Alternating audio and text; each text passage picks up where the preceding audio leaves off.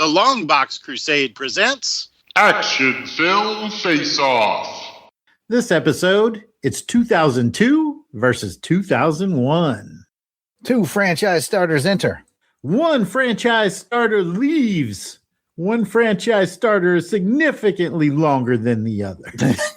Don't think I didn't notice. 2 men enter, 1 man leaves. 2 men enter, 1 man leaves. 2 men enter, 1 man leaves.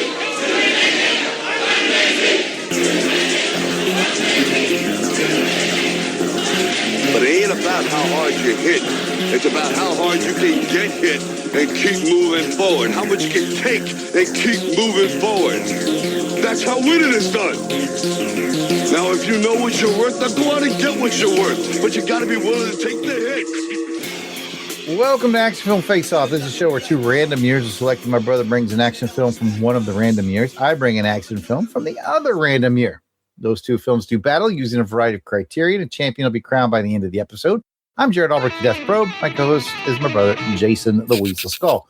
We are both military combat vets who take our action seriously, but not too seriously, so let's have some fun. Jason, I think we got ourselves a regular episode here. I'm confident you've seen them both before. I'm confident I've seen them both before. Yep. Okay. Over to you. Yes, indeed. We're going to score each of today's films on a scale of 1 to 10 in 5 categories. What are those categories, you ask? The story, the overall spectacle, best action scene, the hero, and the villain, and the best score. I'm kidding. One of those is not true. If you don't know which one is not true, you haven't really been listening to this show. And it's still not in that order. So now it's not in that order, and I'm adding like made up categories. This is getting complicated. You got to keep up, folks. Keep up. That's what I'm saying. But there's always going to be that deduction round where we go negative. Up to 10 points can be subtracted from the film's total for whatever we determine the low point of either movie. Them's the rules. I don't make them. Well, yeah, I did. You kind of came up with it. Anyway, as usual, we are joined by a sniper. The sniper has just 1 point to give in each category. So the sniper can sway the scoring by a total of 5 points. Let's meet our sniper for this episode. He is the host of the Celluloid Heroes podcast right here on the Longbox Crusade Network. He's written books, TV shows, movies, I think some Penthouse Forum letters. I'm not sure. Welcome to the show, Brad Abraham. I am seeing double here. I got 4 Albrechts in front of me. But too many. Thank you. And it is a great honor to be here sharing the stage with not one of you, but 2 of you. And my vision is actually just fine-ish. So there we go. Let's hope, because he has got sniper bullets to give tonight. Brad has a test, and so our listeners get to know you. What are your 3 favorite action films? If you've listened to the Celluloid Heroes podcast, and a very shameless plug, you'll probably know my favorites generally have a decidedly Gen X bent, meaning movies I saw in the theater for the first time when they were released for the first time. But my 3 favorites are actually ones I haven't yet talked about on our show. Number 1, Raiders of the Lost Ark, which was the first genuine action movie I ever watched, and frankly kind of ruined action movies for years later, because as good as they could be, they were not Raiders of the Lost Ark. It is as perfect an action movie as you're ever going to get. To quote the computer from Star Trek 4, correct? Number 2, a bit of a dark horse. This would be John Woo's Hard Boiled. Arguably, maybe not as complex. Yep, and maybe not as well written or complex as his previous one, being The Killer. But I think for sheer wall-to-wall action, it's probably the most action-packed movie of all of his films, and possibly one of the most action-packed movies of all time. And I got to see this one in the theater in Toronto, Canada, back in the 90s at a very packed Chinatown movie theater, and my life was forever changed after that. And my number 3 is probably the most recent, and this would be Mad Max Fury Road. While all the Mad Max-averse movies that we've had, The Road Warrior is still going to be my number 1, but I hold a special candle for Fury Road because by the time I got to see it, I had kind of become a little jaded with action movies and movies in particular. It just kind of felt like I'd seen everything, and I lacked that great out-of-body experience you get when you're watching a great action movie where you're not so much aware that you're sitting in a theater. You're just completely sucked into the action, into the screen. And I kind of felt like I just lost my taste for the big screen action thriller. But Fury Road really restored that. And subsequently, the problem with that was I've seen some good action movies since then, but Fury Road kind of ruined those for me too, like Raiders of the Lost Ark did, because as good as they are, they cannot be Fury Road. So those are my 3. That'll do. Allow it. Good choices all. Good choices all. All right, before our 2 films enter the Videodome arena, we are thrilled to kick off this episode with special shout-outs to Crusaders Club members. These are the fine folks who have joined our crusade. They enjoy early access to special long box episodes, priority seating to be on shows, and so much more. These are the folks reaping the benefits and giving some much appreciated support to the show.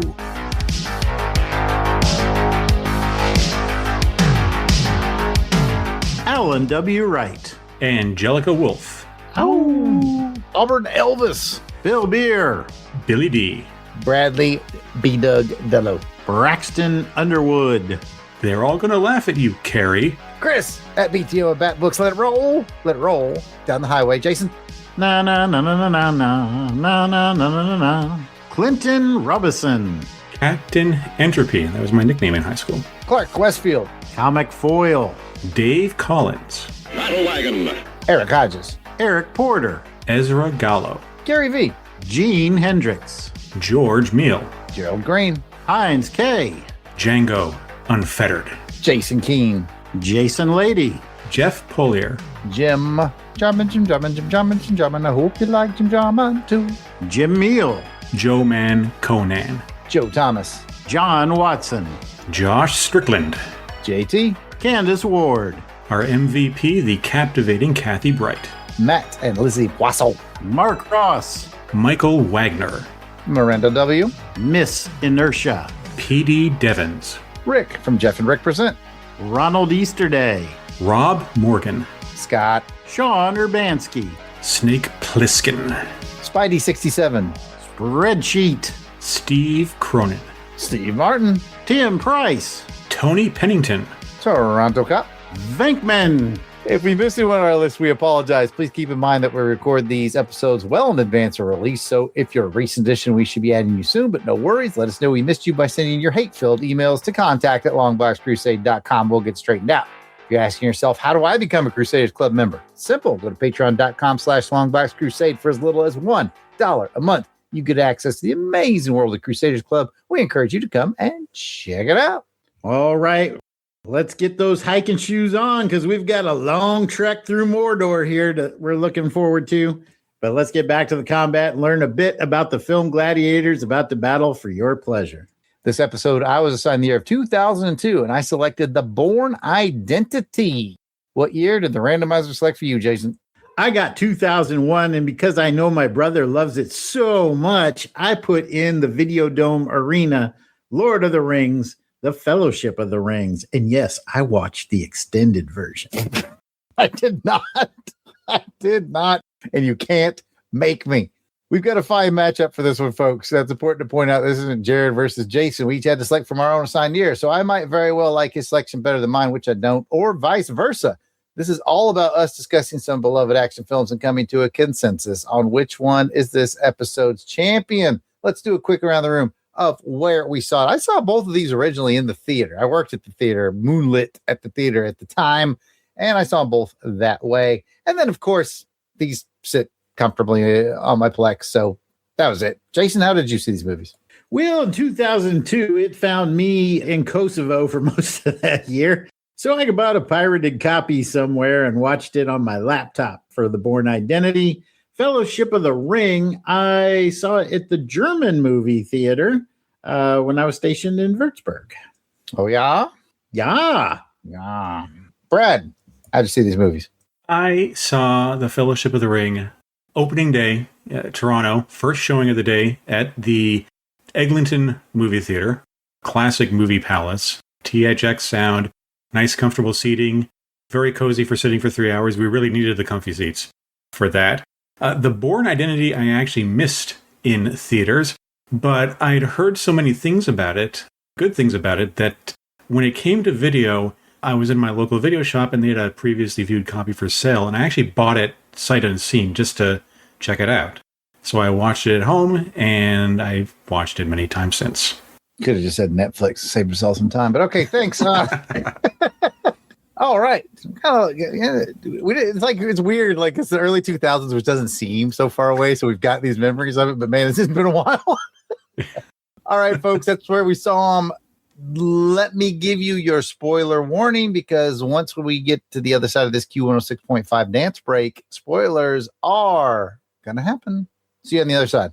Discover the legendary Q106.5 in your car, on your smart speaker, on your phone. Browse to Q1065.com. 80s, 90s. This is a radio station with a vibe. Download our app or listen online. Search at Q1065 Radio on social media. The Q is your favorite radio station. Discover Q106.5 and hear the 80s and 90s hits on the radio station with personality. Q106.5. All right, folks, let me jump in with some quick information on 2002's The Bourne Identity. I can't remember anything that happened before 2 weeks ago. Amnesia? Yes. Jason Bourne was the government's top agent. You! Stop right there! But he's about to become...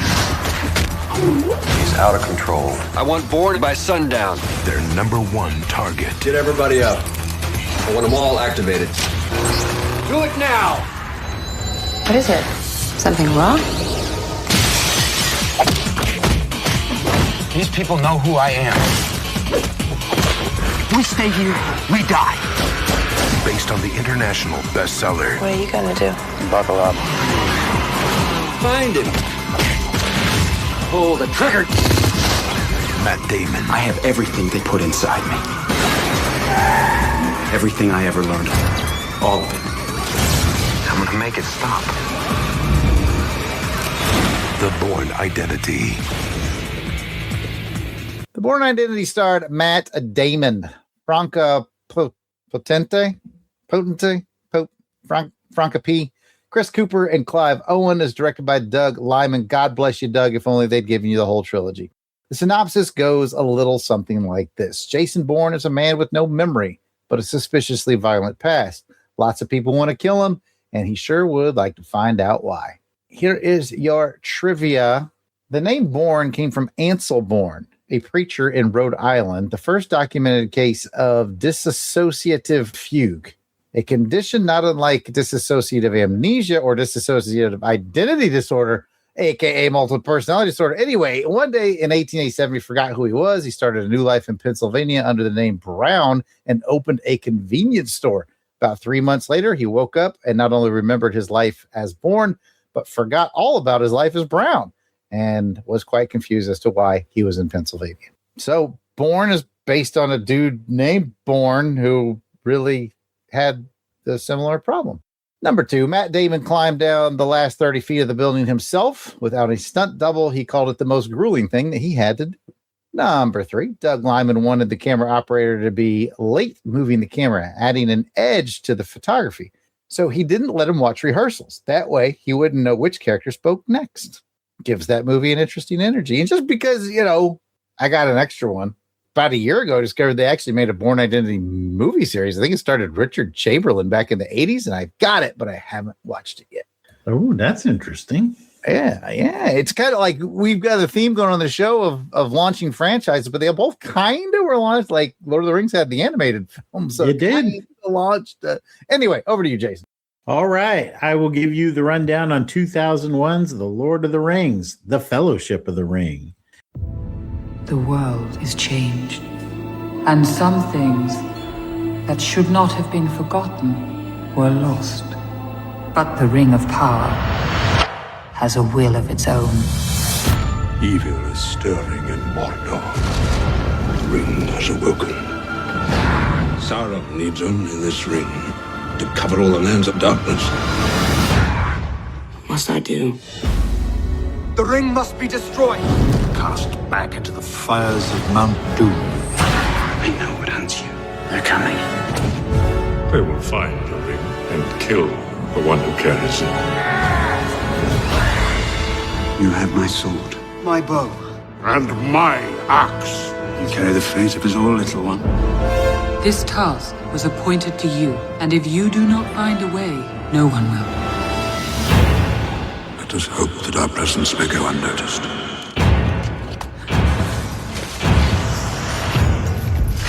They are coming. We must stand back! No! You shall not pass!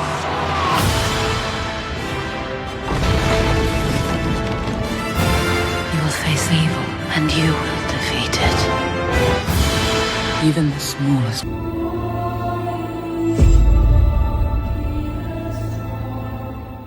It starred everybody. I mean, like, everybody. I think I was in it. I might have been. Elijah Wood. We're talking Ian McKellen. We're talking Orlando Bloom. We're talking Jonathan Rhys Davies. It's Jonathan, not John, back when he was Sala in Raiders of the Lost Ark. He's fast it up for this one. And Viggo Mortensen. I mean, there's obviously tons more, but these are the big ones. It was directed by Peter Jackson. We kind of got a little bit of a synopsis. Jared tried to help me out by saying lots of walking and other bullshit that Jared can't be bothered with. Or did I write that for real? Or did you write? Did I write that? You did write that. I don't remember writing it. That's funny. All right, back to you. Or the first chapter in the cinematic telling of the Lord of the Rings trilogy by J.R.R. Tolkien. Bilbo Baggins has been keeping a dark secret for nearly 100 years. He has taken possession of a ring of awesome and dreadful power that can destroy the world. Realizing his time is growing short, he entrusts the ring to his nephew Frodo. The problem is the evil Lord Sauron wants the ring as well, and he will unleash hell to get it.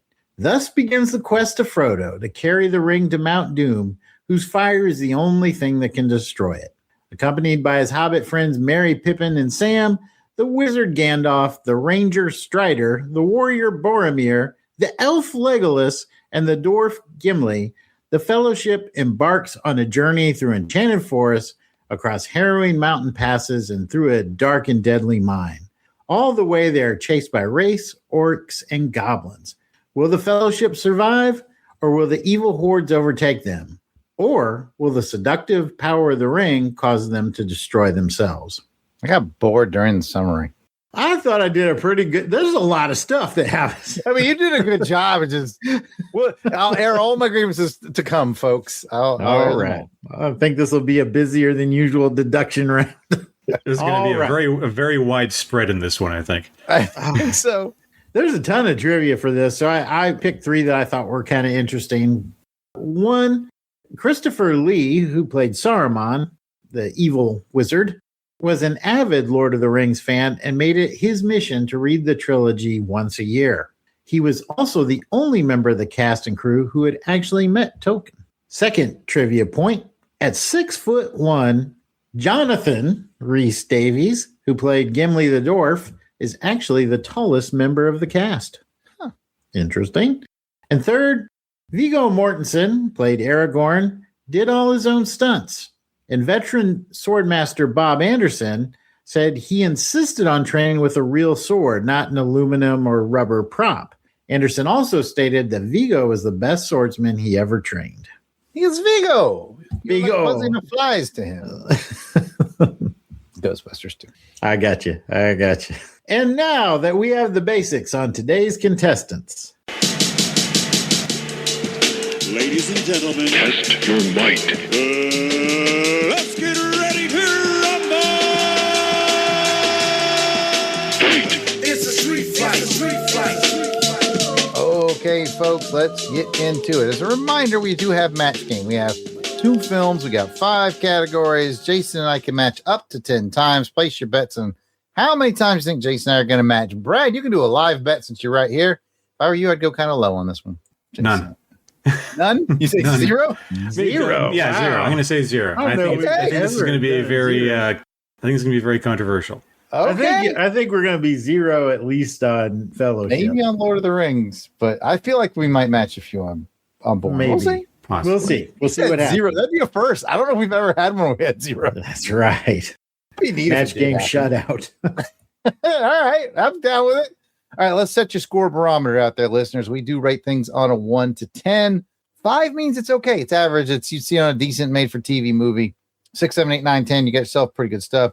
4, 3, 2, 1, you got things to work on. That's how Jason will score them. Of course, Brad only has 1 point to give in each round, so he's got to give a lot of thought to which movie is superior in each category. Let's get into round 1. Put the knife away and shut your mouth. Round 1 is the story. How engaging or original is the story? We start with Brad's thoughts in The Bourne Identity. Well, I mentioned I missed this one in the theater. I caught up with it on video. Sight unseen, buying the copy on DVD. I really went in cold, and I was really, really impressed with it. I knew very little about the Ludlum novel it was based on. I did, after the fact, watch the miniseries version with, I think it was Richard Chamberlain, we said, which is quite different from the movie, much closer to the book. Really, the only big similarity was the opening of him floating in the ocean, recovering amnesia, and piecing together who he is. But The Bourne Identity, I think, as a kickoff to a franchise they were probably hoping to launch but weren't sure wouldn't take flight, really sets the stage and pieces together everything that we would expect for a spy movie.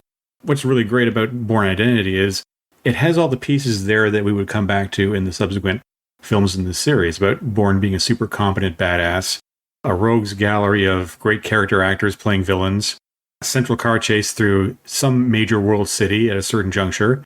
I think it also really succeeds both as a mystery, rather than your typical go here, do this, which typifies a lot of action, and is a really interesting character study as well about this man who has no memory of his past through this story and through the subsequent chapters in it, because they only made 3 Bourne movies, correct? I think they did 4. 5? 3. So they did 3. And okay. But it's very interesting in how they kind of focused on character to the point where the more he learns about himself, the more he realizes the unsavory things he was kind of into, rather than just being this stoic, straight ahead hero. So I think making the Bourne Identity an espionage mystery for here and for future films in the series is something of the Bourne movies, their secret weapon. They're not dumb action films. They're more what they call thinking persons action films. So definitely impressed me. And I've been a fan of the series ever since. Interesting. I know it's Jason's turn, but I'll just reveal right now. I'm a big fan of the book series, and I'll talk more about that in a minute. But we'll go to Jason for his thoughts. Yeah, to build on what Brad was talking about this being their hopeful launch of a franchise, of a series, I think they did a really good job of telling us a complete story. So if you only get this one film, you get a complete story from A to Z for Brad, A to Z. Yet they also leave you wanting to know more information about Treadstone and why was Jason Bourne selected for this program? What was the program? What did they go through? So it leaves you with enough threads that you're kind of looking forward to, like, boy, I hope there's a second movie to this so we can build off of it. And then at the same time, telling you a complete story that you can follow along here. I agree 100% with what Brad was saying about having that element of the amnesia to go along with the spy thriller. We, as the watcher, understand kind of sort of like what was happening when we see the CIA guys that are running the operations behind the scenes. And not Bradley Cooper, one of the Coopers, Walton Goggins. I saw Walton Goggins in there. I spotted Walton Goggins in there. Walton Goggins sighting. So we get like, okay, so this guy was an agent. He was setting to do something. But the agent himself, when we see him, he has no idea. Like, he doesn't know what's going on, and he has to piece it together. So there are some elements of like Memento, I was thinking, in there a little bit as he's picking up clues as to his past. It was interesting and a little more engaging than your typical spy thriller. So a lot of fun to watch. I'm going to have a high mark for it too, just because I just mentioned I am a fan of the books, and Brad has seen the miniseries. I can't remember if you mentioned if you read the books or not, Brad, but they're more espionage-y. Ludlum can be, dare I say, a little boring. He's a legend for creating this, and that's where I'm going to give it high marks. Is we've seen the super assassin who forgot who they were, Long Kiss Goodnight and all that. We've seen it, but like, I think Ludlum did it first because this book was written in the 80s. I think he was the guy who wrote it first. If not, I'm not aware of anyone else who did. So I give a lot of credit. Wait a minute. Shenanigans. James Bond in Man with the Golden Gun. Well, I guess. I guess that Fleming did Fleming it did, right? Bond losing his memory and then regaining it. All right, I'll go back on mute now that my indignation has been aired.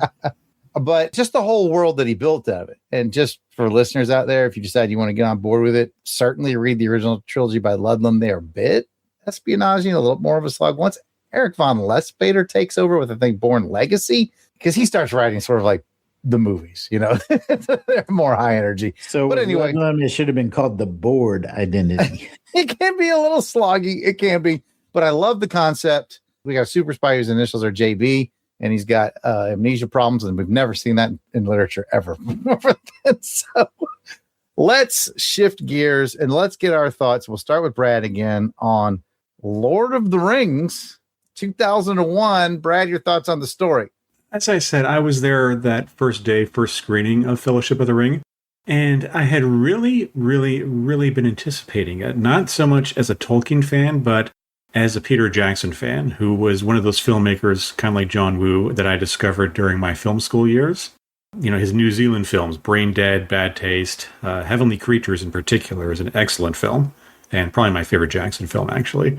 I'd also visited what was then a Toronto-only thing, which was a Lord of the Rings exhibition held at Casa Loma, which is a famous Toronto landmark. And it was just props, costumes, sets, small set pieces from the movie.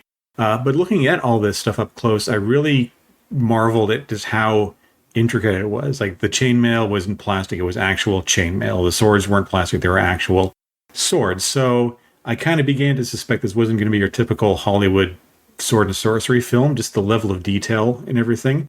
But there was still that unease, because you've all been there when you sit down in the theater to watch a movie you've been probably looking forward to a little too much, and then even if it's perfectly good, if it doesn't hit a home run, you're going to be disappointed. And just speaking for myself, Fellowship of the Ring did not disappoint me. It gave me the feeling I'd wanted to get from The Phantom Menace and didn't. And I wanted to get that feeling that I got from the original Star Wars, which I did. Is it an original story? It's kind of hard to say, because it's based on a book that became sort of the wellspring for every fantasy book, movie, TV show, comic book series that followed. So it's certainly my favorite movie in the whole Lord of the Rings trilogy. Sorry, Jared, I know you don't like all the walking. It's probably my favorite of the extended editions as well, which features even more walking. So, the advantage of having a nice easy boy recliner, is a really comfortable seat to sit in and watch it with. The nice thing about the special editions on DVD, though, Jared, is there's a disc break midway through, so you can stop and come back and revisit it, the second half in like a week's time or something like that, once you've had a chance to, hit the gym a couple of times and to sort of work it out. So I don't know if I'd come back. Oh, man. I interrupted Jason's round last time. Let you guys know I'm a fan of the Bourne books. I've never read Tolkien, which will probably inform my thoughts as we move forward. But Jason, Lord of the Rings. I was kind of on the polar opposite end of Brad. If Brad had read the books and was looking forward to this movie with anticipation, like you, I'd never read the books. I was actually friends. I had an army buddy who had, and so he talked me into going to see the movie. I was kind of indifferent about it, to be honest. So I went in with no expectations whatsoever, and I came out saying, like, I just saw something really special. This was great. I mean, it has a lot of the time-honored themes of, the journey. Like, we all take life's journey. It has the time-honored theme of friendship. There are things that we can't get through without help from our friends. There's temptation. There's aging, growing older and no longer being able to do what you once were able to do, and having, in Bilbo's case, to finally relinquish the ring, which had extended his life beyond his normal years, realizing that this isn't right. And the willpower it took for him to do that, resisting temptation along the way. normal people doing extraordinary things, rising to the moment. I read an article where Tolkien insisted, like, this is not an allegory to World War One. I don't know. I think there are definitely some themes that you see in the memories of World War One here with Mordor, and the front, just like total wasteland. You see the rise of this power, people having to come together to ally once again to put this threat down. So, I think that period between World War One and World War II maybe did influence this book a little bit. I don't know. There's a lot in here. There are a lot of themes, and it's more than just a bunch of guys walking, Jared. I'm sorry. I'm trying to sway Jared's score. I could tell by the look on his face that I'm not doing a good job of it. But my score is going to be high nonetheless. It's my turn. First of all, Brad, Peter Jackson's best film is The Frighteners. The correct answer was The Frighteners. The gauntlet is thrown down. I like The Frighteners a lot. I forgot that was Peter Jackson. I love it. I'm not going to lie. But anyways, okay, listeners, let me clear the decks. Remember how I had to clear the decks on like Knight Riders, and I straight up didn't like it, and Vanishing Point, and I didn't like it. I won't go so far as to say I don't like Lord of the Rings, but I will just say it's not for me. I've never read the books, so I don't have that Tolkienism in me. I do think it's weird that everybody's like, oh, this is the basis of all fantasy. And I'm like, well, most of the things I find in here, I feel like Robert Howard did in Conan books. I can see where like Tolkien expanded and made it like extra nerdy, like writing entire poems in a language no one understands. I get it. But like, I don't know. I like Conan better. And here's my biggest problem, because this is the story category. So let me stay focused. Here's my biggest problem with this versus a movie like, let's say, Star Wars. Okay, they both have almost the same amount of lore around them. But man, in the execution of this, Lord of the Rings is a lot of tell exposition, and then this and then that. And I'm like, at some point, I'm just like, I don't care. I don't care. I don't stop telling me stuff and go do something so I can see like. And that's a problem is I've checked out of the movie probably 45 minutes in because they just love to tell us stuff for long periods of time. And I'm just like, every character has like 9 names, I can't keep up with all those names. All right, maybe it's 2 or 3, but it's like, come on, man. So there's people out there probably listening right now. They're just like, Jared, you're an idiot. You don't understand. You don't like nice things. Lord of the Rings just isn't for me, but it's not in the same category as Knight Riders or Vanishing Point, which I outright didn't like those 2 movies. I think we also covered The Getaway, which I didn't like that either. Those are probably the only 3 movies I didn't like. Like, I won't go so far as say I don't like it. Like I watched as I rewatched it for this. I was like, this is a good looking movie. That looks neat. But when they go into all that lore stuff, I don't know. Jared's simple brain's just like, I'm good.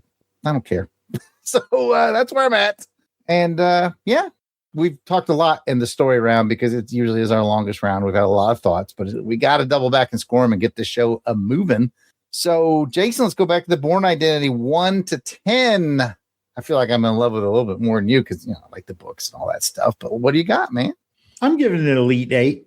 It's definitely clever. And I think for the big screen, never read the Bourne Identity book, but it sounds like translating it to the screen to keep the watcher, the viewer engaged.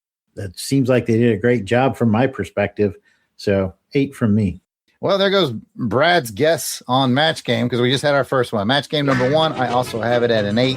Again, though, I'm kind of sucking for the series. Again, listeners, once Eric Van Lustbader takes them over, and he builds a world, man. He builds a world with some characters. Like, don't miss a book, for God's sake.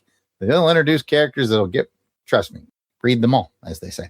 Jason, let's go to Lord of the Rings Fellowship of the Ring, where I feel like there's some distance in our scores. What have you got? Yeah, I think half of us are going back to Rivendell. Half of us are on our way to Mordor on this one. I'm giving it the full 10. Flawless victory. I think this is you're pulling a damn Return of the Jedi on me, aren't you? This is a classic. This is a classic. It's got classic themes. I mean, as many films and books that have imitated this thing, there's a reason why they imitate it, because it's great. So 10 from me. Yeah, I gave it a 6. I feel like I'm being generous. I gave it a 6 because of its place in literary history. I get it. Like, Lord of the Rings, it's a thing, man, and people love it. And I'm not going to begrudge anybody that likes to read the books, right? I even asked my buddy Jesse, who was a big fan of these books. I was like, should I read these? He was like, no. No, I read the books too. I'm not reading them again. I'm not. He was like, that. no. He's like, you got to be extra to get in the books. He's like, if you're not even really a big fan of the movies, don't do it. I was like, okay. So I didn't. But like, I'll give it a 6 because of its lore, but they don't speak to me personally. So I see you trying to Return of the Jedi. I got to adjust some scores here to make sure it doesn't happen. But anyway, that is. We got to go to Brad.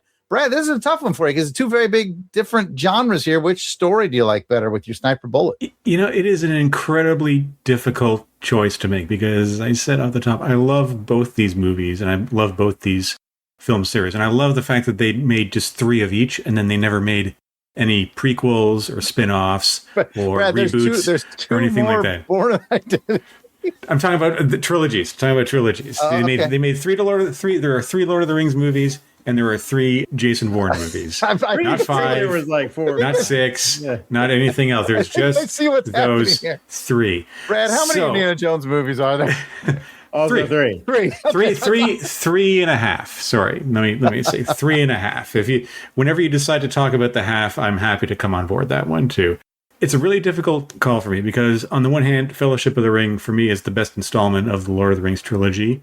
Bourne Identity is not my favorite of the Bourne series, but it just kicked off such a new era in espionage thrillers that was Bond-like, but very divorced from what James Bond was at the time, which was invisible cars, parasailing on icebergs, and Madonna with a bad British accent. So I'm going to give my 1 point to the Bourne Identity.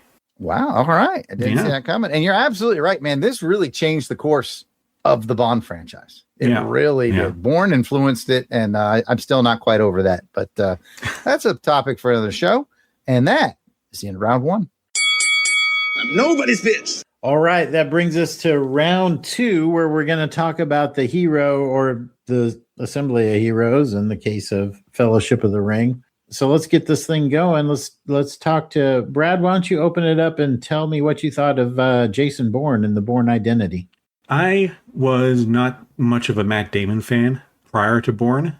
As a then starting out but still struggling screenwriter, I was predisposed to hate him and Ben Affleck, 2 pretty boy actors for winning a Best Screenplay Oscar. But this movie and a movie that came out just before this, which was Ocean's 11, kind of turned things around on Damon for me, just because here was this unconventional looking leading man who could get physical but wasn't above making himself look a little ridiculous either. And the Jason Bourne character, again, as I said before, is really compelling because on the one hand, he's this badass assassin. On the other hand, he's a man with no past, no knowledge of who he is or was, and him trying to become a better version of that pre-shot in the back falling off a boat version, which is kind of the arc he has in this film, which is a nice complete arc, and it also continues through all 3 films of the Jason Bourne series, not 4 or 5, but 3. And Damon played both those aspects of the character really well. There's a real physicality to his performance, particularly in that first, well, I was going to say that whole, bit with the safe deposit box and the escape and the alarms and everything. But even prior to that, when he's on the bench, the 2 cops come along, they move on and everything, and he just kind of grabs one of them and doesn't quite realize what he's doing. Like the training is kicked in, but he doesn't quite realize he's got training. And just beats the hell out of them really quickly, and so realizes he's holding a gun. Yeah, and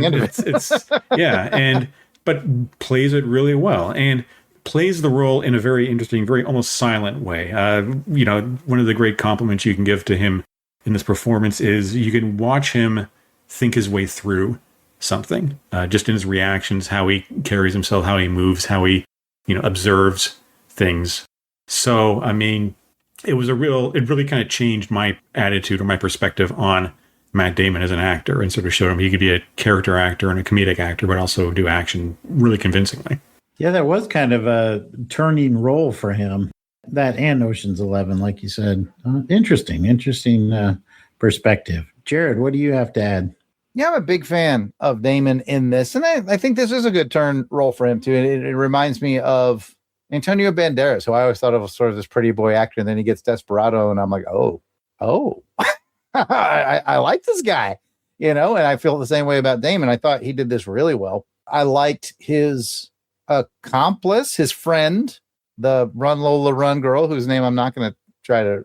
I butchered it once already, but I thought she was cool. I like watching her go through her phases of reluctant, almost feeling betrayed, to feeling locked in, to absolutely being on board with this whole, she was more of the journey than he was, which is weird because he's a man trying to figure out who he was, right? But again, I think Damon played it so well that I'm glad they got future movies. I mentioned it before. I kind of wish we'd stuck with the same director. It's 2 and 3. We get I think it's something Greengrass, something like that. Yeah, Paul Greengrass. And he's the shaky cam guy, and he can burn in hell. But I just love the cinematography of this first. We'll get into it later, but let me get focused back on David Webb. Oh, I mean Jason Bourne. It's his real name. I'm into the books. I don't know if I told you. You've mentioned. Yeah.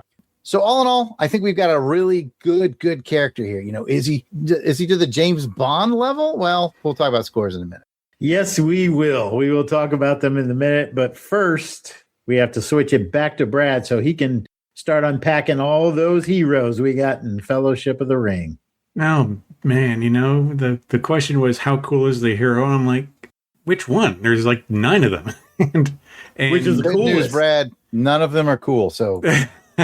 Okay, I'm gonna fight you on this one, because the interesting thing, and this just I come at this from a screenwriter background, is what a nightmare it has to be to have like 9 members of this fellowship. You have to introduce all of them. You have to introduce their world. You have to give the audience a sense of who they are as people, and you have to find stuff for them to do over the course of the movie, so they don't just kind of fade into the background and get forgotten.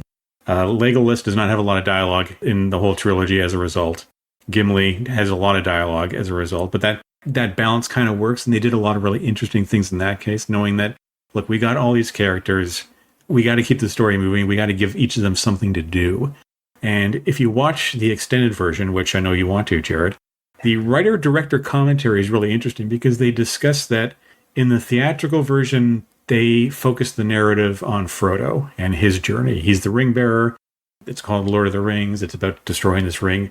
We're going to focus on him. But the extended focuses equally on Aragorn. If I had to say, who is the hero of the Lord of the Rings? It's like, well, they all are in their own way. But I think with Aragorn, partially because he's badass, but he has a really interesting arc going from the reluctant leader and the ranger to taking on the mantle of Heir of Gondor, and kind of realizing that the only way this succeeds is if he stops running from his past and starts, becoming the person he's supposed to be. Frodo's arc is more over the whole 3 movies, whereas I feel that with Fellowship of the Ring, Aragorn kind of gets that classical hero's journey. And really, it comes down to that scene near the end where the orc throws his dagger at Aragorn and he deflects it with his sword, which is a totally unscripted moment that the stunt guy threw the sword at him and Viggo just kind of swung with his sword and completely deflected it in the thing. So, I mean, you got to give props for that, man. I mean, come on. Yeah, lots of heroes' journeys in here. I mean, even Boromir, who spoiler alert, dies, that was his journey. But his journey was short, but without him and his courage at the end and his finally able to overcome that temptation, that leads us to that hope, right? It's like, there is hope that you can overcome it in that temptation in the end. And his stand is really kind of one of the sparks that Aragorn needs to transform from Strider the Ranger to Aragorn the King on that journey. So at any rate, I'm again trying to earn some mercy points from Jared. Let's see how I'm doing. It's not going to work. But I'm not being a Tolkien guy. This is just another area where there's a lot of I don't care. It doesn't bother me that he's the Strider and the Ranger and the Aragorn, King of Rohan. He's king of something. I will admit that I kind of like the 3rd movie. I saw it with Jason in Germany on that's right screen, and I was like, I have no idea what's going on, but it kind of looks cool. I mean, anytime there's like a ghost army, count me in, right? But that didn't happen in this movie. Like, again, I wish I cared more. Great point here. The first time I ever saw this movie, and I'm watching it, and I'm like, and I feel kind of the way I do now. It's like, I don't exactly get it, but like, it looks pretty, well-made film. And then when is Gandalf, the I don't know if you think he's gray. Again, all the names. He's gray in this one. Yes. He's gray. He's like, you shall not pass. Right. And then the ball rock, I think is what's called, gets him and pulls him down. And Frodo's like, no, just like supposed to be this big emotional moment. And I knew at that moment, the first time I saw it, I was like, this is not for me. Cause I didn't care. I was like, I don't care. Like it didn't impact me. I was like, oh, there goes the old man. That shucks, So something about it is these characters never really grabbed me, but I will say they did something right, because even though they never grabbed me and I have a lot of I don't care feeling as I go through these movies, I can name them all for the most part, and that's got to mean something, right? It's got to mean something. So say my name. I don't have the world's most awful score like you might think, but over to you, Jason.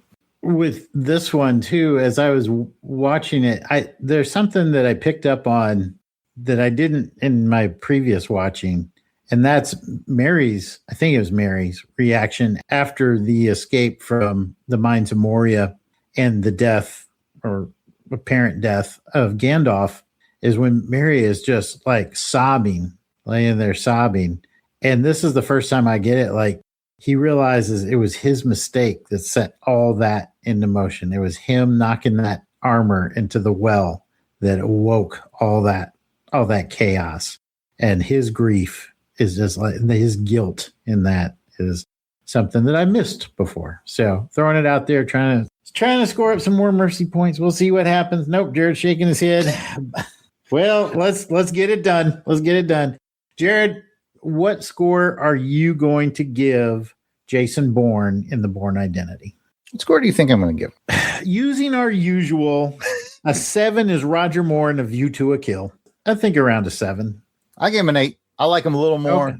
Like I said earlier, is he a 9, 10, James Bond, like peak Bond and, Indiana Jones. And we've talked about this on another episode, right? Like Tom Cruise in Mission Impossible. He's getting there, but I like him at an 8. Okay. I was at a 7. I don't like him more than Roger Moore. Old Roger Moore. I'll take old Roger Moore any day. I don't necessarily blame you. If I wasn't so steep in the books, I'd probably feel the same way. All right. Well, I know we're not going to see eye to eye on this one. What are you giving the ensemble cast of Lord of the Rings Fellowship? You're gonna Return of the Jedi the crap out of this, aren't you? Because I remember most of their names and their character attributes. I will go with a 6 out of 10. All right. We'll throw my 10 out of 10 back on that pile. Flawless victory. And remember this. I had no investment. In this movie when I went in to see it. And it stuck with me and made me read those books. So I got to give those characters a 10 out of 10. Brad, your turn, buddy. Who's getting the sniper bullet? Again, this is a really tough one. All of the actors we've discussed, I mean, you don't want to say these were star-making performances because a lot of them were quite well known, but they weren't as well known. I say they were known maybe before Fellowship of the Ring, but they didn't become really well known until after. Before it was that guy. After it was like, oh, it's Frodo or it's Sam or it's Gandalf or whatever. I think it's amazing that Ian McKellen, the eldest member of the Fellowship, almost got a second career out of it, because then he went to be Magneto, did a whole bunch of other big franchise movies, Viggo Mortensen, Sean Bean, everybody just kind of accelerate. Orlando Bloom got his own trilogy with Pirates of the Caribbean. Again, also just a trilogy. But I mean, I thought they made more movies. They only made 3, Jason. I mean, only three. And then on the other hand, you look at Matt Damon, and again, sort of the same thing. A well-known actor, but not really considered an action star. I think up until Jason Bourne, people, both Hollywood and audiences, didn't really know what to do with him. Post Jason Bourne series, I mean, as I speak right now, his newest movie is hitting theaters. So he really got a big career boost out of the Bourne Identity and the Bourne films, which is why difficult, but I'm going to have to give 1 point to Jason Bourne. All right. Let's get some love for Jason Bourne here. I'm glad I padded the stats for Lord of the Rings. Give it a chance. All right. Over to you, Jared. That must mean it's time for round 3. They mostly come at night. Mostly. Round 3 is the villain. How menacing and or entertaining is your villain? Strong villains really lift movies. So let's see what we've got going on here. A quick look tells me there's not a really strong villain in either one of these movies, but we're going to let Jason go first, and he's going to talk about the villainy of the Bourne identity. The villainy of the Bourne identity. I had to give some thought to this. It's really Cooper's character that's manipulating things behind the scenes. This Trentstone project is basically like the Double O's, and he's kind of like an evil M that's kind of doing his own thing. He's made a mess of it. He's still trying to carry out this assassination of this African king or something. He's willing to burn Jason Bourne to do it and kill him in the end. So I think that checks all the villainy boxes for me. So that's kind of the angle I'm looking at it. From that perspective, he's pretty cool. He's got like a whole organization of highly skilled individuals behind him. He's got like 3 other Double O's that he's throwing out in the field to try to stop Jason Bourne. So he's the mastermind setting all these things in motion. And in the end, he kind of gets hoisted on his own petard, which is kind of one of the more satisfying endings you want to see happen to your villain. So that's the angle I'm coming at it with. I'm right there with you. And to me, it's always funny, like, because he's confused. He's like, we got to get rid of Bourne. It's going to ruin everything, blah, blah, blah. Like, if he had the same puzzle piece that Jason Bourne had, like, if he knew that Bourne legitimately couldn't remember anything, could have changed all the outcomes. It is funny because he's like, what is he doing? What's his next move? What's his plan? And this cat's like, do I remember how to pee? I don't. Did I just pee myself?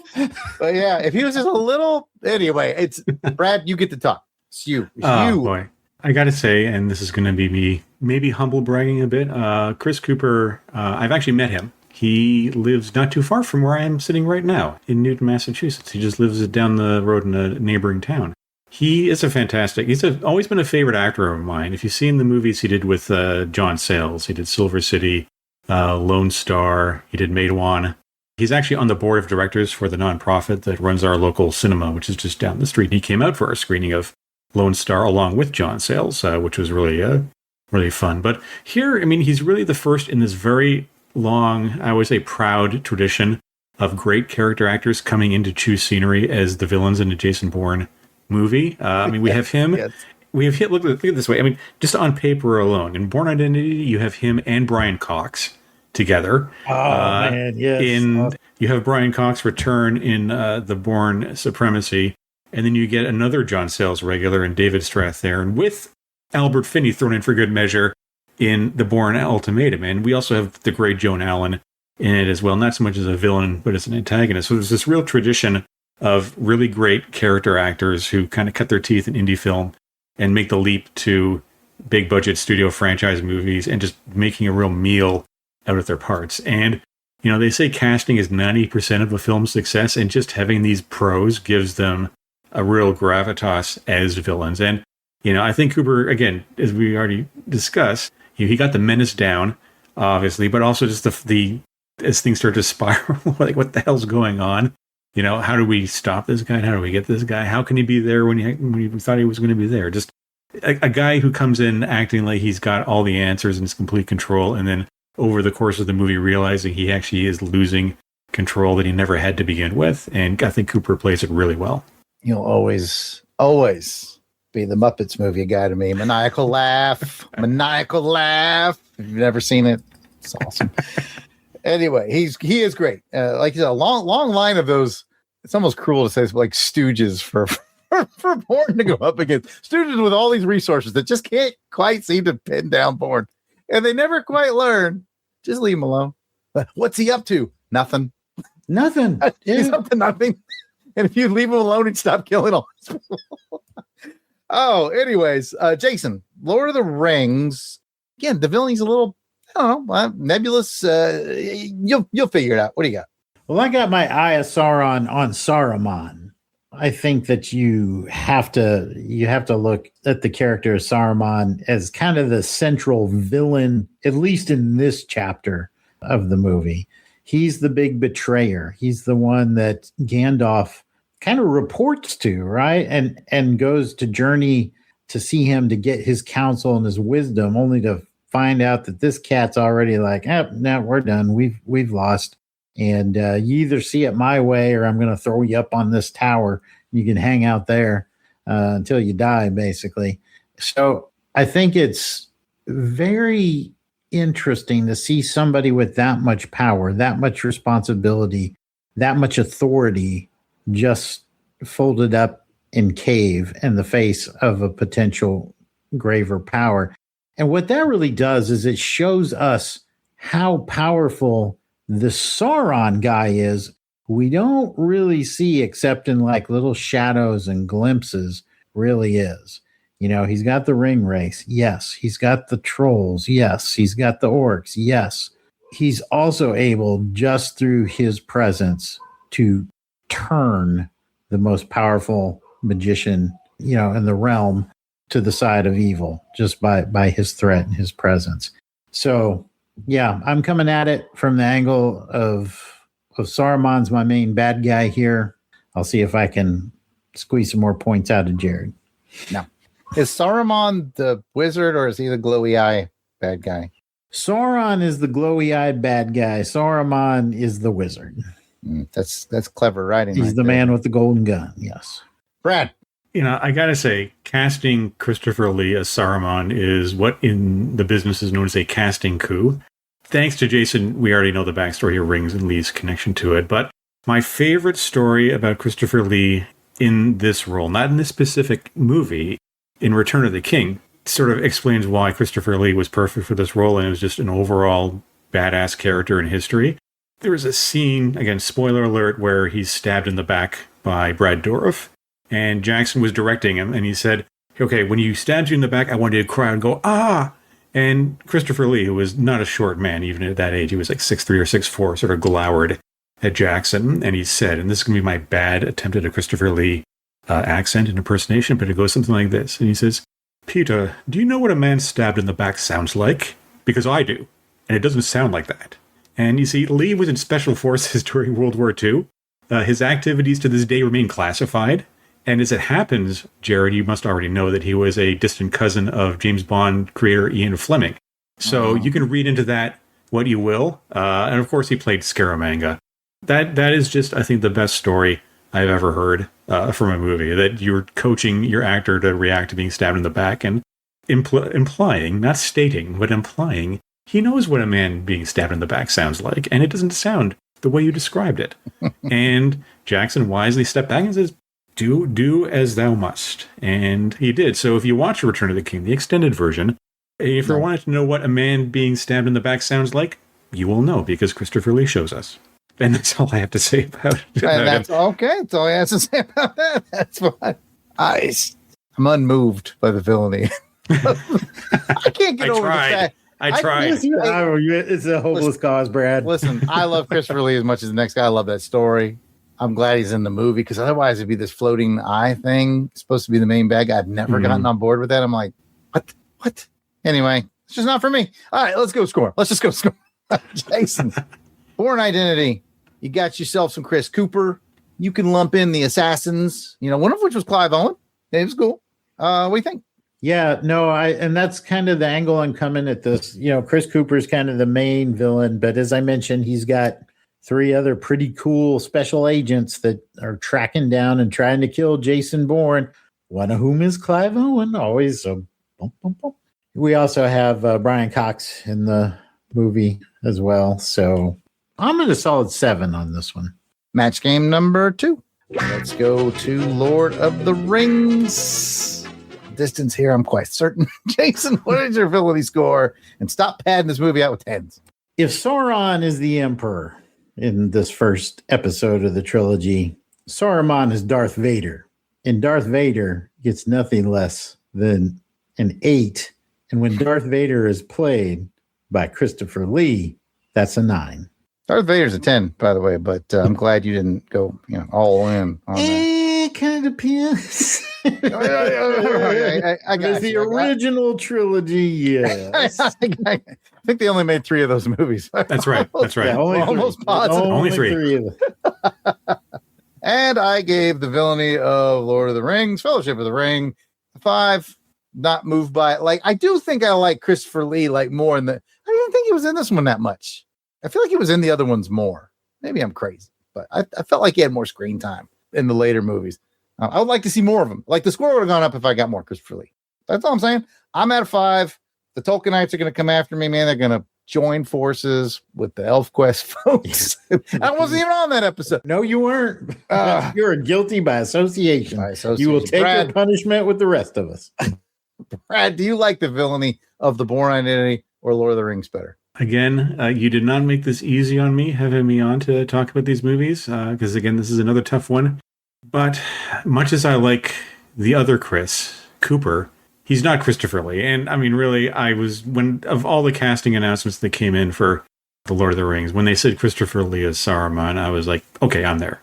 I don't care how big the role is, because I hadn't read the books by that point. He's playing the villain, he's playing this evil wizard. I am totally there for that. And again, as much as I like Chris Cooper, he's not Christopher freaking Lee. I mean, there's no real common area there. So I'm going to have to give the winning point to Christopher Lee. I understand. And that's the end of round 3. All right, that brings us into round 4. Now we're getting into the fun stuff. We're talking about the overall spectacle.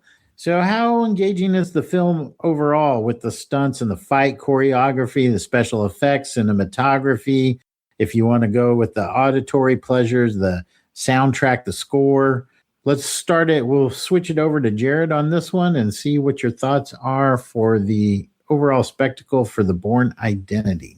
Man, I like it a lot. Maybe it goes back to that trivia nugget I pulled out about not letting the cameraman know who was going to speak first. So he's kind of always trying to catch up, which I think the whole movie has that sort of frenetic energy. Like you're riding along with Jason Bourne, as he's piecing his puzzle together, and it's never very comfortable. It's not shaky cam. I'll point that out, but it's still sort of uncomfortable a little bit. Great score. The score is fantastic. I love Moby kind of makes a mini career out of doing the little end credit songs on these Bourne movies, and they're great. I love the little Moby tune they play at the end credits. The score is great. It heightens the atmosphere. I think it's a real tour of Europe. Everything looked, Jason, you and I lived there for a few years, and everything looked right to me. Looked real right to me. It's got a really good car chase in it. We're not at best action scene, but you know what I'm saying? It's just energy throughout. And even in the quiet moments, it feels very well done. No complaints really. I think it's got a great bit of spectacle going for it. We talk about how often do you check your phone and all that. I don't check my phone during the Bourne Identity. So yeah, good score coming. All right, Brad, what do you have to add to that? You agree, disagree? It's very visceral. The action in Bourne is not blood and bodies, but it's a way where you kind of feel those hits. Like when people take a hit or get knocked around, you kind of feel that. You're like, ooh, ouch, ooh. As I said before, again, this is the year that Die Another Day hit theaters, and the two could not be more different. And I just think, we were ready for a grittier, non-CGI, non-gadget spy movie, the type of which they hadn't made a lot of previously and really have not made as much following it as well. But action cinema, for a time, really did change following Bourne, as everyone was all handheld shaky cam fights like in Taken and other movies, to a great detriment to a degree. I don't think anybody really did it as well as the Bourne films. So for that metric alone, it's pretty iconic. Even the Bond movies, the Daniel Craig ones, looked kind of different post-Bourne. I think if you remove the Bourne movies from the cinema landscape, action cinema and spy cinema looks a lot different without it. All right, fair enough. Let's move over into Fellowship of the Ring. God help me, Jared, take it away. Strongest category. Like I said, it looks good. It sounds good. I recognize the theme tune when I hear it. That's always a good sign when your theme tune's very recognizable outside of the movie. Man, they made some magic on there, man. They made things look great. They made dwarves look like dwarves and scaling and force perspective and model work. And you can't, even if you're not a Tolkienite, like I'm not, I've made that very clear. You got to respect the craft. Like the craft of this thing, it holds up too. I'm watching this, this thing almost like 25 years old, and it looks good. It still looks good. I'm not complaining about any of the CGI or whatever. Like, as an aside, I read someone posted on X just today, like the study of the fall off of CGI needs to be studied deeply. They're like, I feel like it peaked in 2009. And I'm like, I think you're right. I don't know what's going on there, but this is 01. This is 2001. Something holds up, man. It looks good and it sounds good. The music's good. So you might be surprised at my score on this. Yeah, I again watched it with my son, who's very jaundiced about some of the digital effects, shall we say. And I asked him afterwards, how did it hold up for you? He said, it looks good, especially for its age. Mm-hmm. It's really well done. So now, one of the factors is how often do I check my phone? It's a lot in Lord of the Rings, but it still looks good. All right. Well, let's switch it over while we're still ending on a positive note. All right, Brad, what do you think? What do you have to add? Sadly, and for Bourne, I think Fellowship of the Ring laps it on the spectacle side of things. When I say spectacle, I'm not talking about car chases and fights and scaling walls of buildings. I'm talking about just big stuff that you go to the movies to see. And Fellowship of the Ring is a spectacle. It's a very big movie in a film series that each subsequent installment actually managed to get bigger and bigger than the one preceding it. And for me, it's also because they really struck the right balance between location shooting, miniatures or bigatures, as they called them, and forced perspective in camera stuff, and CGI. Like, they did as much of it real for real as they could, with actors and costumes and scale doubles and models. That whole Mines of Moria sequence, like, that was a big model that they built by hand. It wasn't rendered in a computer or anything like that. It was styrofoam and paint. And same, the orcs that are makeup. Isengard is a model.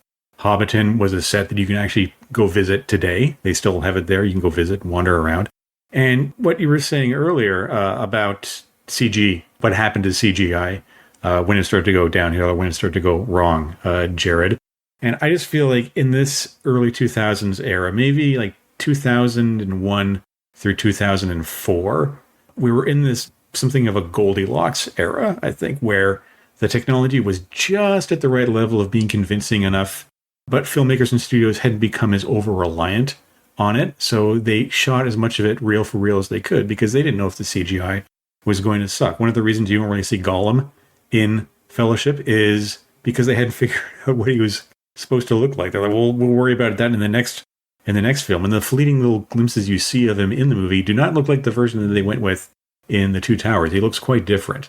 They shot location as much as possible. They built as much as possible compared to later films where everything looks like it was put together in a computer and kind of loses that touch that the original Star Wars had, where a lot of it was filmed on location and out in the world, and it showed. It sold you the reality. And, you know, I guess as Jared actually had to concede, even if you're not a fan of this movie, you do have to respect the craft for it. That they really kind of swung for the fences and tried to do something that was going to be convincing, was going to bring you into the world and keep you there and hopefully keep you from, well, back then it would have been looking at your watch, not your phone, right? Looking at your newspaper. Yeah. Start playing with your Rubik's Cube. You know, Jared, I'm remembering we did Brotherhood of the Wolf on Action Film Face Off. Way back early episode. Yeah, and it was like 90s, but it was like a late 90s. So it wasn't far off from Lord of the Rings. I think it was like 2000. No, it was 2001. I can say this with authority because I saw it at the Toronto International Film Festival in 2001, where I interviewed the cast and the director. And great movie. So being a little fancy. Yeah. Okay. All right. Let's let Brad get his feathers put back in the. Okay. Now, all right. The point being that it's kind of a tale of two cities, because that a great movie, Brotherhood of the Wolf. I remember we both enjoyed it, but man, it kind of fell apart when that CGI line, didn't it? Dodgy CGI. Yeah. So it could really make or break a film, and I think it just goes to what both of you have said. The craft on this. It's kind of the blend of the real world effects. I think New Zealand should get the Best Supporting Cast and Crew Award of some sort, just because it has so much, you know, ecological diversity that you can film different scenes and within that country and create different worlds out of it. And then when they did use the special effects, that's one of the tidbits I learned when I was looking through the trivia nuggets. Peter Jackson was pretty rigid on wanting to make sure that they did the job right. So like with all those orcs and trolls that we saw in the Mines of Moria, you really get the sense that each of those were like individually, you could program them individually. And so it didn't have like this computer image look. They look like individuals moving about. Anyway, long-winded way of me saying I agree with you. So now we got to score them. Jared, we're going back to the Bourne identity. Spectacle. We had a little bit of spectacle in here. What are you thinking? Is it like a View to a Kill level, or what's your slightly better? I felt engaged the whole way through. I got an 8 out of 10 for it. I like it a lot. I'm not there with you. I went the other way. Slightly worse. I thought that actually when we were watching the fight scenes, my son was laughing because they doing those still late 90s, early 2000s whoosh, whoosh, whoosh. With the sound effects, with the fight scenes that just sound kind of corny, and so every time he laughed, kind of took me out of it. Car chase scene I thought was it was all right, but at the end of the day, we didn't have Max Zorin on a blimp fighting Roger Moore with a fire axe on top of Golden Gate Bridge. 6 from me. All right, Jared, I think we're going to reverse course on this one, but you seem to like the spectacle of Fellowship of the Ring a little bit. I'm interested to see what you give that. I do. It gets a lot of points for the craft. It loses a little points because, again, one of my factors is how often do I check my phone. It was a lot. But I'm still have no problem giving it a very solid and happy 7. I'm at a 10. Flawless victory. What a surprise. I'm sorry. The craft. Apology accepted. Apology accepted. As we talked about, the craft is evident from the opening reel to the closing frame. So I can't give it anything less than a 10. Perfect score. Sniper bullet time. Brad, we've definitely got some contention here. Who's getting the sniper bullet for spectacle? It's a tough call, Ripley. It's a tough call. I watched Aliens with my 11-year-old on the weekend. He loved it. Again, Bourne is not a spectacle movie. There's the great embassy escape. There's that great car chase. There's the pretty good apartment fight. I agree with you about the sound effects. These are all great action sequences. But at the same time, I feel like these are kind of like the template action sequences that the other movies are going to try to top. And your mileage will vary as to whether or not they did that or not. Let's be honest. I mean, nothing as great as Bourne Identity is. I don't think anything for me really compares to the whole Mines of Moria, Bridge of Khazad-dûm, Balrog set piece that occupies the middle of Fellowship. For me in my action movies, if my heart is racing because of what's happening on the screen and not because of the cholesterol, it's a success. As much as I love the Bourne series, and I do feel like each movie builds on what happened before, on a level of just sheer movie-making spectacle, I have to award 1 point to Fellowship of the Ring. All right, Jared. Oh, that sucks. Let's move into round 5. Prepare to meet Kali in hell. Round 5's best action scene. Jason breaks these down, and we're going to pick our favorites, and we're going to score them, and Jason's going to, carry water like he did for Return of the Jedi again. And all right, Jason, well, let's break down the action scenes for the Bourne Identity. What do you got? All right. Well, I know everybody wants to always go analog on this because nope, not there. There we are. Best action scenes for Bourne Identity. I have 5 scenes for you can choose from. The escape from the embassy, or as I call it, I got your visa stamp right here. The apartment fight, or as I like to call it, the pen is mightier than the sword. Bothers me every time I see it. Yeah, man. The Paris chase, or the bad news, we're surrounded by cops. The good news is French cops. Whole other group coming after us now. I like it. Right. Let's get the French mad at us. Peony French? That's interesting. Interesting question. Number 4, the farmhouse fight, or what I like to call duck. And then finally, the shootout of the safe house, or so much for using the handrail for safety. I like it. Which scene did you like best? It may not have had all the action of some of the others, but I like the showdown with Clive Owen, the farmhouse scene, or what I call duck. Same. I thought it was really clever. It was as a classic, two experts in the field, Bourne having to use all his skills, all his wits. Number one, to detect that there's a shotgun in the house. Two, to find that said shotgun. And three, to use that shotgun in a way that provided him cover and concealment to move, to get into position to kill his adversary. Thought that was really clever, really well executed, really well done, very tense. So that was my choice. Same here. I really, really like that scene, which is odd because it's not super frenetic or anything like that. It's just tense. All right, yep. Brad, well, what's your favorite action scene from Bourne Identity? My favorite's going to be the first big one, the embassy infiltration and escape.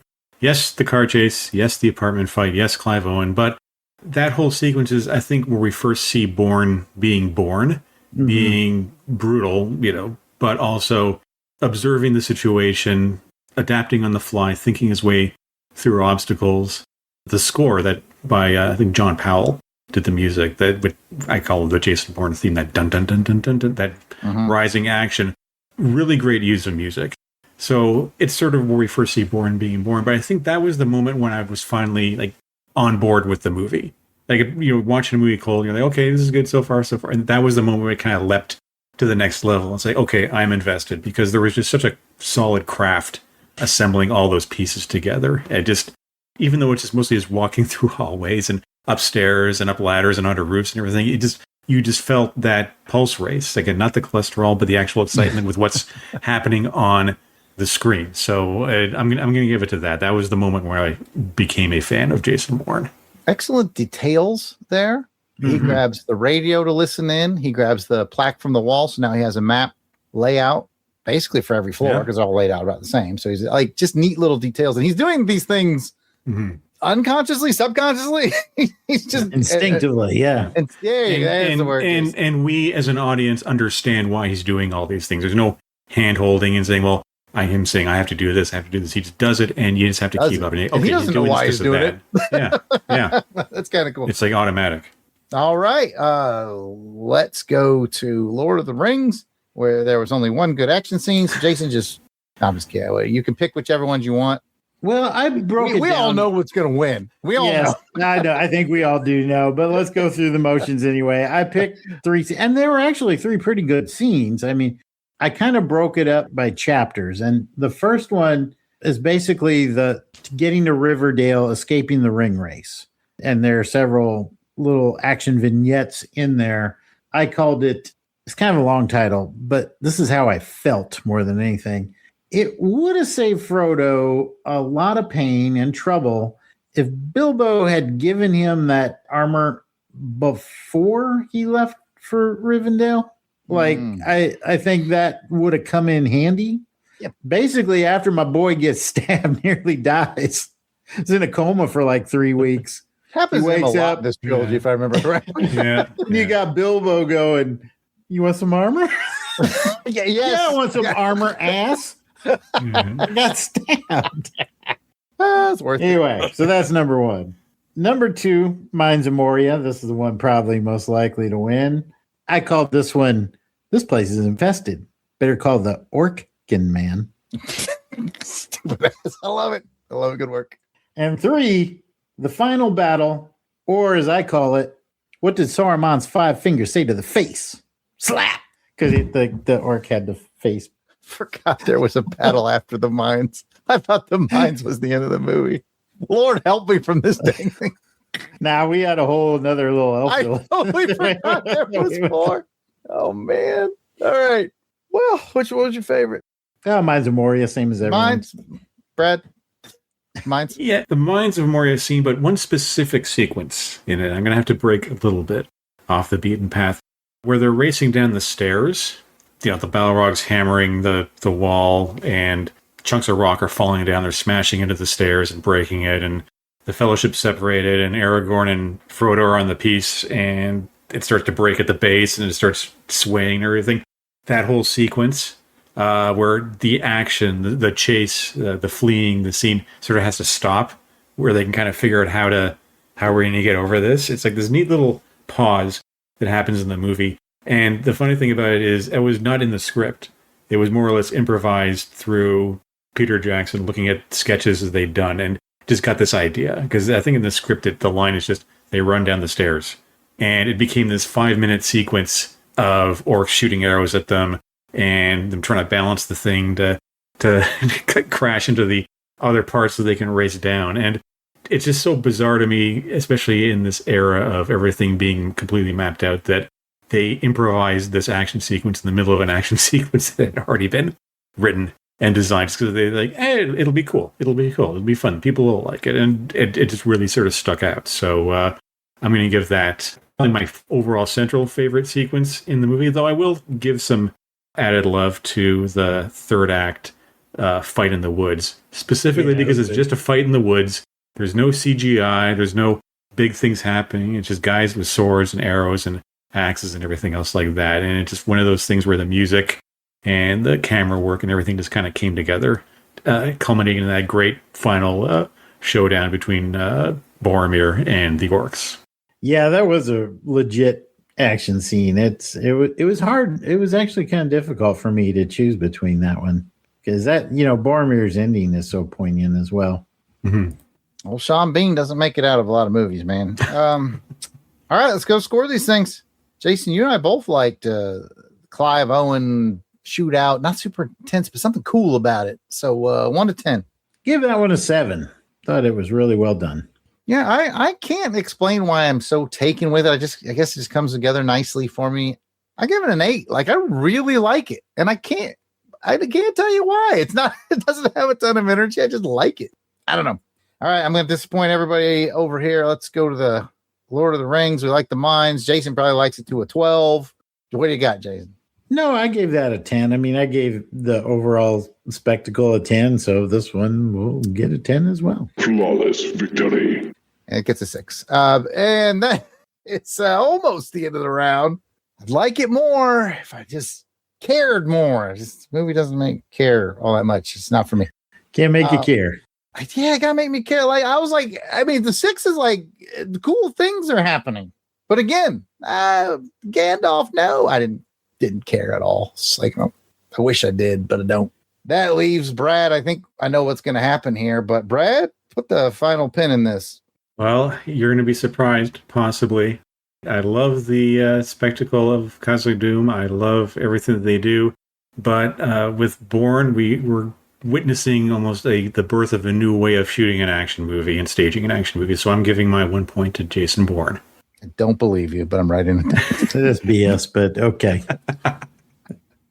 That's a shocking end to round 5. Didn't see that coming. I did not. What I do see coming, you did, is it the extended edition version of our deduction round. I'll be back. We're going to pass it over to Jared to just say, all right, Bourne Identity. Are you taking any points off? I considered it when he's like, you take care of this car. No, she doesn't take care of that car. You look at that car and see, he's like, the tires felt a little splashy on the way. No one in the history of the world has ever said tires felt splashy. No one's ever said that. Pulls to the right. Yeah. Stop making up words, Jason Bourne. I mean, you've been riding in this car like for hours. Tires felt splashy. You know it's trash. Come on. It's car and you know it. But he still made it look cool. I considered it, but I'm not taking any points off. All right. I'm not taking any points off either. This is where Brad might be time to go refill our drinks or something. Jared, go ahead and take off whatever you're going to take off for Lord of the Rings. Well, I can see the math because I have it in front of me and I know what I need to take off to make this episode right, because you've Return of the Jedi it again. I'm not going to do that because I'm honest. I play it straight. I'm not like Jason, who will do anything to get his movies over the line. Hate this podcast and I hate all of you. No, I'm not taking anything off of Lord of the Rings. I did it all in my scoring. For those of you out there that love it, I get it. I legitimately get it. It's not for me, man. It's like mob movies. People out there love Goodfellas. I don't. People love Raging Bull. I don't. It's just one of those things. It's one of those things. The only thing I'm going to say in my defense, once again, is I had no preconceived notions. Return of the Jedi, yes, I love Star Wars. I love Star Wars. I'm just going to tend that. I mean, I love Return of the Jedi too. Is it a better action movie? But that hell went up again. True Lies? No, it's not a better action movie than True Lies. I was very honest on that. It's a better movie. It's not a better action movie. Die on this one. We can agree to disagree. But I guess anyway, you're not taking any points off. No, I'm not taking any points off this movie. What about you, Brad? You're kind of, you're kind of a professional in this industry. You might have a more critical eye on either of these films. Is there anything you saw? Are you disagreeing that maybe we should have taken something off that we missed? I'm going to cite one example from each film, just so it's a tie. So I'm not showing favoritism one way or the other. In Jason Bourne, or in Bourne Identity, because there was no movie called Jason Bourne, the apartment fight scene where, Jason, you kind of mentioned that, some of the sound effects, the whoosh, whoosh, whoosh, kind of took you out of it. It felt more conventional Hollywood action movie, particularly the moment where you think the guy's down and then he pops up and there's a little like that. I'm like, this is movie fighting. This is not anything that tracks with what's happened before and what happens after. Everything prior to and following it is very gritty. It's very, as real as possible. And then there's this ridiculous fight in an apartment that just does not jibe with everything else. It looks like it was shot before. It was one of the first things they shot, and they realized, no, we need to kind of make it a little more gritty, a little more realistic. And they never thought to go back and reshoot some of that stuff or take some of those effects out. With Fellowship, they were still working out the kinks. So some of the movie is a little slapdash in places. I'm thinking of Aragorn's closing "Let's Hunt Orc" line. Not so much the line, but the camera does this dolly in, and it kind of jolts to a stop. And generally in movies, you'll put sandbags at the end of the dolly track to keep the dolly from rolling off the track into the dirt. And I think the dolly grip kind of pushed a little too hard and kind of slammed into it, so everything kind of shakes. And every time I watch it, I'm like, really? There were no other takes? This was a $270 million production plus reshoots. You didn't think to go, you know what, I hit the sandbag. Let's do that one again, because it's going to be really distracting. It just takes me out of the movie. But at the same time, that is kind of Ring's charm. I think I've said this on the Cellular Heroes podcast, that the less than perfect movie is sometimes more fun because of its lack of polish. There's that little bit of grit in the gears that makes this distinctive thrum, I think I describe it. So that's kind of where I'm at. But that always takes me out of the movie. I'm like, and there's another one where his arrow, his quiver, Aragorn's quiver, as he walks by the camera, kind of jostles the camera, kind of jolts a little bit there. So maybe it was a theme that they were running with for some reason. Huh. The key I didn't notice that, but now I'm going to have to not care. So you had no problem with it, nope, right? I didn't even notice it. You didn't even notice. You're looking at your phone. You were reading your newspaper. Oh, yep. It's working that Rubik's Cube. All right. Well, I think that'll wrap it, Jared. Yep, that's the end of the official rounds. Now, don't worry if you haven't been keeping up with the math at home, folks. We do that for you at Action Film Face Off. And man, oh man, when it comes to match game, you should have gone with 2. You should have gone with a low 2 because that's all we did. The sniper bullets broke out to where our boy Brad gave the Bourne Identity 3 of his sniper bullets, and Lord of the Rings got 2 of his sniper bullets. And looking at the judges' scorecards, it's heavily tainted by Jason. The winner of this episode of Action Film Face Off with a score of 81 to 77. Lord of the Rings.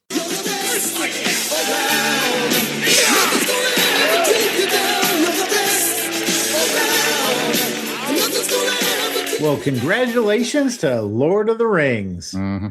Now let's head over to the randomizer and find out what the years are going to be for our next episode. And, oh, Jared, you changed it because now I see it is Retro Rewind. My brother Jared will be pulling a film from... Choose your destiny.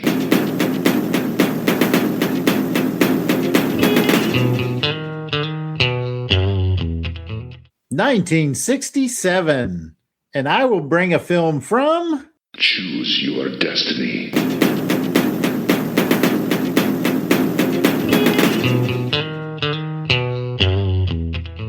1960.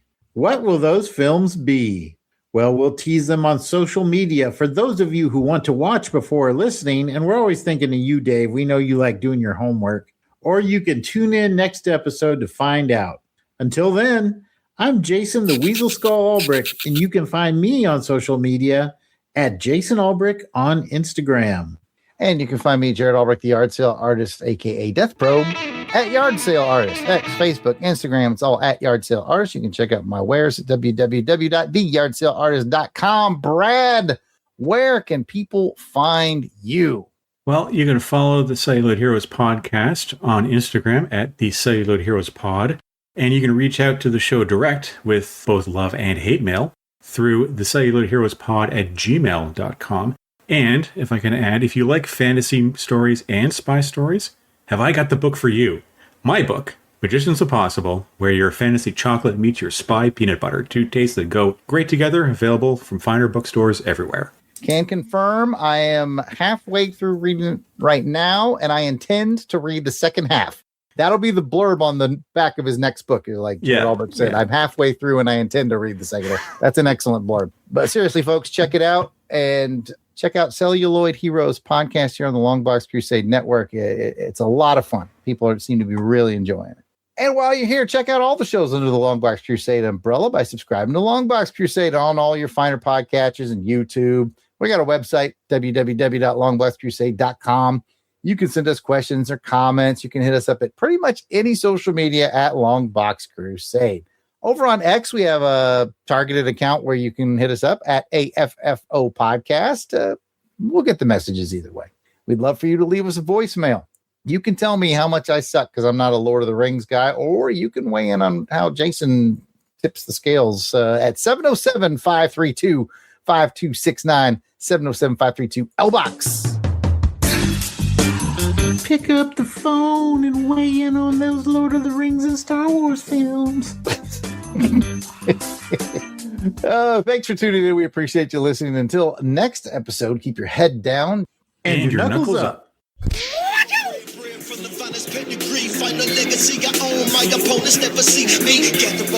The intro and outro theme to this show and all of our action film face-off shows are done by musical genius Joe November. Check out his SoundCloud at JOSEFLIN99. You will not regret it.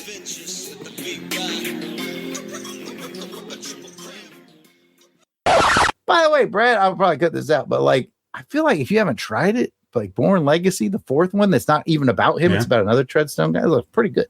I've seen it. Okay, you tried it. Okay, I'm just saying I've seen it, but there's only three movies. Jeremy Renner, right? That's the one. Yeah. Okay, yeah. Which is, I got to cut all this out, but which is weird because Bourne Legacy, the book, because all they took was the title, is still about Jason. And it's where, like I said, that's where it kicks. That's where Van Lisper kicks it off, and it's really good. Yeah. With Legacy, it kind of overlaps the events of, I think, Bourne Ultimatum. So. Or one of them, they were referring to it on the news, stuff's going on and everything. But I think they really dropped the ball in Jason Bourne, the fifth movie that doesn't exist, by not bringing Bourne and Jeremy Renner together, because it felt like they were setting that up, and they just didn't do that. It's like that would have been really awesome, where one is being pursued by somebody else, and the somebody else is the guy from the other movie, and they're like, okay, who am I supposed to root for? I agree. That would have been great. Yeah, the fifth one, Jason Bourne, its biggest sin is forgettable. I've seen it and I couldn't tell anything about it. Yeah. Quick aside, there's a doctor here in my town. They have a billboard up out on the road, and her name is Dr. Mary Pippin. And I laugh every time. I'm like, that's two Hobbit names. Just nerdy enough to make those jokes. Brad, while I'm doing this math, do you think True Lies is a better action film than Return of the Jedi?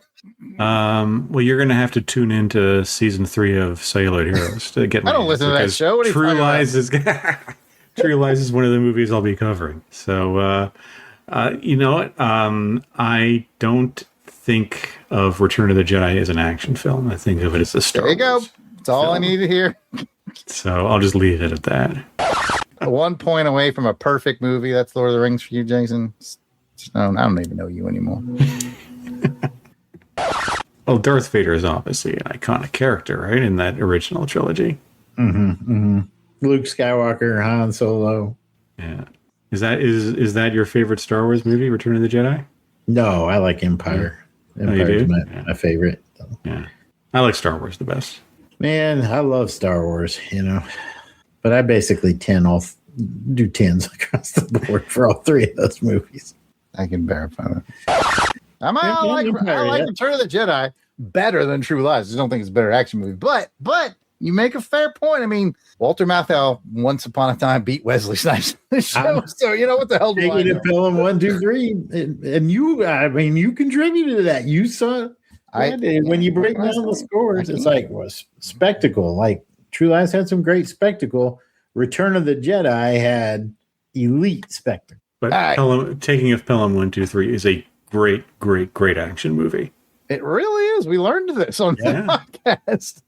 Robert Shaw. You have Robert Shaw as the villain, and you have Walter Matthau as the hero. Yeah, and they don't meet until one near final scene. Mm-hmm. And you got Martin Balsam, you got Hector Elizondo, you got Jerry Stiller, the music from David Shire. Yeah. God, and as I used to live in New York, and I just love watching it. Just as this is what New York looked like, you know, shortly around the time I was born, which was quite a while before I actually moved there. But it's just fun watching a movie that was an early version or earlier look at the city you used to call home. She's gonna blow him away. You're supposed to let me finish it off. And Jared, I want you to know that you are not a weirdo. Jared, you are a weirdo.